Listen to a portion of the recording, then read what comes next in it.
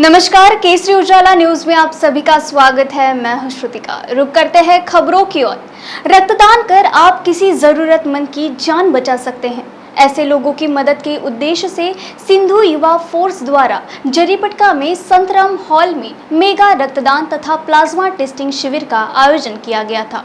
शिविर में रक्तदान करने वालों की काफी भीड़ देखने मिली।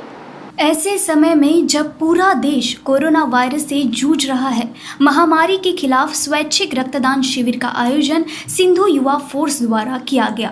कोरोना से ठीक हो चुके मरीजों ने प्लाज्मा दान में बढ़ चढ़कर हिस्सा लिया, जो कोरोना मरीजों की जिंदगी बचाने में काम आएगा। नियमों का पालन करते हुए सेवादारों ने मास्क व दस्ताना पहन रखा था। साथ ही सोशल डिस्टेंसिंग का भी ध्यान रखा गया। इस रक्तदान तथा प्लाज्मा डोनेशन में सिंधी युवा वर्ग ने बढ़ चढ़कर हिस्सा लिया तथा महिलाओं ने भी रक्तदान किया। शाम तक 300 से अधिक यूनिट रक्त तथा प्लाज्मा एकत्रित किया गया। शिविर बड़े हॉल में पर्याप्त दूरी, हाथ की स्वच्छता और सैनिटाइजेशन उपायों के साथ आयोजित करने के साथ ही रक्तदान करने आए लोगों के लिए भोजन तथा अल्पाहार की व्यवस्था की गई थी।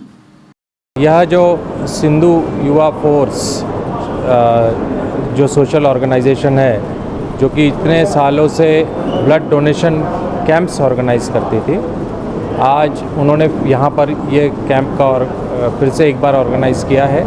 लेकिन इस बार इसका एक विशेष महत्व है, और विशेष महत्व ये है कि ब्लड डोनेशन कैंप के साथ में प्लाज्मा डोनेशन कैंप का जो ऑर्गेनाइज़ किया, ये एक यूनिकनेस है।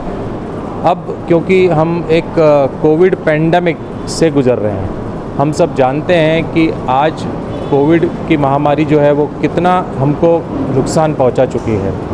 कई पेशेंट्स हैं जिनके लिए अलग अलग थेरापीज़, अलग अलग दवाइयाँ का जो है ट्रायल्स चल रहे हैं, इस्तेमाल की जा रही हैं। उसमें से एक है प्लाज्मा थेरापी।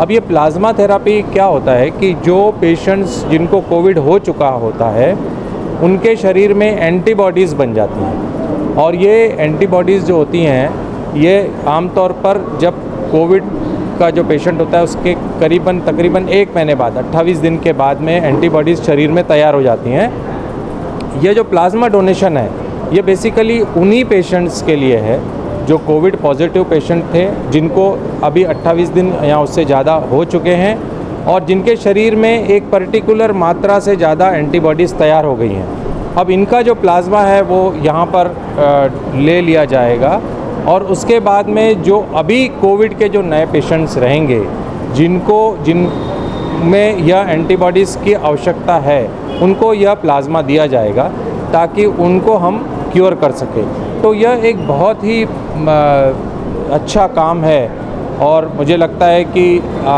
ये पेंडेमिक में एक बहुत ही बेहतरीन शिविर जो है यहाँ पर इसका आयोजन किया गया है। और आप सभी देख सकते हैं कि कितना ही यह सक्सेसफुल भी रहा है, कितने लोग आ रहे हैं। कई लोग हैं जिनका यहाँ पर एंटीबॉडी टेस्ट किया जा रहा है, और अगर उनकी मात्रा एंटीबॉडी की ज़्यादा निकलती है और वो किसी पेशेंट के लिए काम आती है, तो निश्चित रूप से एक व्यक्ति एक कोविड के पेशेंट को अच्छा कर सकता है। यह एक मानवीय कार्य जो है वो यहाँ पर हो रहा है। निश्चित रूप से किसी को कोविड हो गया तो अब उसके लिए तो यह मैं समझता हूँ कि एक बहुत ही सार्थक कार्य करने के लिए, यानी उनके लिए एक इतना अच्छी मानवता का कार्य क्या हो सकता है कि वो उनका प्लाज्मा किसी और के लिए इस्तेमाल हो सके और कोई और ठीक हो सके। तो इसमें कुछ है ही नहीं, कुछ नुकसान तो है नहीं देने में। प्लाज्मा देने में तो कोई प्रॉब्लम है ही नहीं। जैसे शरीर में ब्लड बन जाता है, वैसे प्लाज्मा भी तैयार हो जाता है। तो यह चीज़ जिसमें कुछ नुकसान नहीं है देने में, वह सबको आगे आना चाहिए। जितने भी कोविड से गुजर चुके हैं, कोविड पॉजिटिव हैं, उन्होंने आके यहाँ पर अपनी जांच करानी चाहिए, एंटीबॉडी टाइटर कराना चाहिए, और उनका अगर पॉजिटिव आता है, वो मात्रा आती है, तो उन्हें निश्चित रूप से अपना प्लाज्मा डोनेट करना चाहिए, जैसे हम दूसरे किसी को इसका भला हो सके।